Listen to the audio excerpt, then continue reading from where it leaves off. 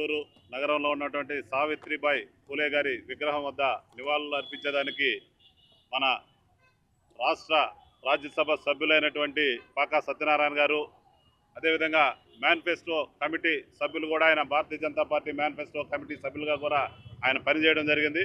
పెద్దలు చాలా సంవత్సరాల నుంచి కూడా భారతీయ జనతా పార్టీలో పనిచేస్తూ ఇప్పుడు వరకు కూడా భారతీయ జనతా పార్టీలో పనిచేసినటువంటి ఏదైతే చిన్న కార్యకర్తను కూడా గుర్తించి ఈరోజు ఈ పదవిని ఇస్తారనే దానికి నిదర్శనం మనకు పాకా సత్యనారాయణ గారు. ఏదైతే బీసీ వర్గాలకు సంబంధించినటువంటి వ్యక్తి చాలా రోజుల నుంచి పార్టీలో క్రమశిక్షణగా చిన్నప్పటి నుంచి కూడా పార్టీలోనే పనిచేస్తూ ఈరోజు రాజ్యసభ సభ్యులుగా ఎన్నికయ్యేదానికి దోహదపడింది. ఇది భారతీయ జనతా పార్టీకి ఒక్కటికే సాధ్యమవుతుందని చెప్పి తెలియజేస్తున్నాం.